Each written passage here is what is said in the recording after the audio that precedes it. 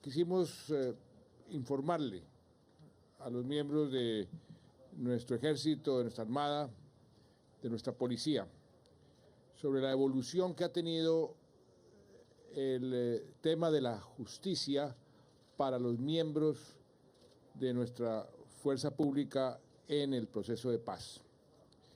Les contamos cómo ha sido la evolución, cómo se ha venido cumpliendo cada una de las condiciones que desde el comienzo pusimos en este proceso, que los militares y los agentes del Estado, nuestros policías, no iban a sufrir ninguna discriminación como sucedió en el pasado, que si había beneficios eran para ambas partes, pero que se partían de situaciones diferentes, que el tratamiento era diferente.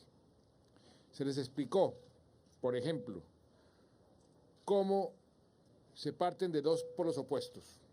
En esta Jurisdicción Especial para la Paz, todo lo que hace la guerrilla se presume ilegal, sus acciones se presumen ilegales, y todo lo que ha hecho nuestra fuerza pública, nuestros soldados de tierra, mar y aire, se presumen legales. O sea que se parten de dos polos totalmente opuestos. No hay tal que estamos equiparando a los unos y a los otros. Se ha preguntado con insistencia si alguna condena contra miembros de nuestra fuerza pública, como ha sucedido hasta el momento, pueden repetir en su contra personal. La respuesta clara es no. No hay ninguna condena que vaya a repetir contra ningún miembro de nuestras Fuerzas Armadas. Hay un punto muy importante. Se ha venido proponiendo, algunos personajes han venido circulando unas propuestas de amnistía para todo el mundo y dicen que el gobierno nacional no quiere aceptar la amnistía para los miembros de nuestra fuerza pública. Eso no es cierto. Ese ofrecimiento de la amnistía para unos y otros es una manzana envenenada. Y lo digo por lo siguiente: no existe, no puede existir amnistías para los miembros de nuestras Fuerzas Armadas. Eso está establecido con toda claridad en las sentencias, por ejemplo, de la Corte Interamericana de Derechos Humanos. Y cualquier amnistía, como ha sucedido con todas las fuerzas militares en otros conflictos, en otras situaciones, se caen. Inclusive en el caso de Uruguay, que las amnistías se declararon a través de referendos y no en una ocasión, en dos, los tumbó la Corte Interamericana. De manera que no puede existir amnistías para las fuerzas militares, para las Fuerzas Armadas. Lo que sí va a existir, lo que se va a hacer, que es equivalente a una amnistía, es que para todos los miembros de nuestras Fuerzas Armadas que no hayan cometido crímenes graves, o sea, crímenes de guerra y de lesa humanidad, se les aplica la renuncia al ejercicio de la acción penal, que en la práctica equivale a una amnistía. Pero quienes están proponiendo esa amnistía les están haciendo un tremendo daño a las fuerzas militares si llegase a aceptarse esa tesis. Se han preguntado si el tiempo que los miembros de nuestras Fuerzas Armadas que están detenidos, si algunos no han sido todavía condenados, y todo eso se acumula para efectos de la aplicación de las sentencias en la justicia transicional. La respuesta es sí, se acumulan. Que si hay posibilidades de que se repita lo que mucha gente teme, que por ganarse unos beneficios o por corrupción o por mala intención se comience a delatar a alguien de la comisión de un delito y que por eso se reciban beneficios. La respuesta es no. En la justicia transicional para nuestras Fuerzas Armadas no existe esa posibilidad. No se aplica el principio de oportunidad. Ahí lo único es que hay que contar la verdad. Ese sí es una condición. Tienen que contar la verdad y reconocer, en el caso de que hayan cometido algún delito, reconocer la comisión de ese delito.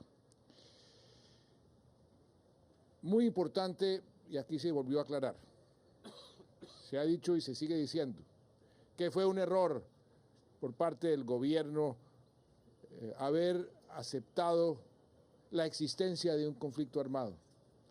Se les explicó a los señores oficiales y suboficiales que no hay tal, que es todo lo contrario, que al haber aceptado la existencia del conflicto armado, inmediatamente entra a operar el derecho internacional humanitario, entran a operar unas reglas de juego diferentes que permiten que nuestra fuerza pública tome una serie de acciones que de otra forma serían señaladas como delitos por la justicia ordinaria. Por ejemplo, los bombardeos frente a las FARC, si no existiera un conflicto armado, pueden ser señalados como una acción ilegal por parte de la justicia ordinaria, y así ha sido. De manera que aquí lo que se hace es proteger a los miembros de nuestra fuerza pública al haber declarado la existencia de un conflicto armado. Yo resumiría lo que se ha hecho con las Fuerzas Armadas en materia de justicia transicional de la siguiente forma. Así como frente a la guerrilla se ha querido alcanzar, y creo que se logró, el máximo de justicia que nos permita la paz, frente a las Fuerzas Armadas hemos querido obtener el máximo de beneficios para nuestros soldados de tierra, mar y aire que hayan cometido algún delito relacionado con el conflicto armado que nos permita su seguridad jurídica hacia el futuro. Con esas palabras se resume todo este esfuerzo que hemos venido haciendo a favor de nuestras Fuerzas Armadas. Y quiero hacer un anuncio importante. Así como hemos hecho unos gestos para ir acercándonos cada vez más a la paz, gestos como sacar de las cárceles a miembros de la guerrilla, indultarlos, que ya han salido algunos miembros de las cárceles, miembros de las FARC han salido de las cárceles.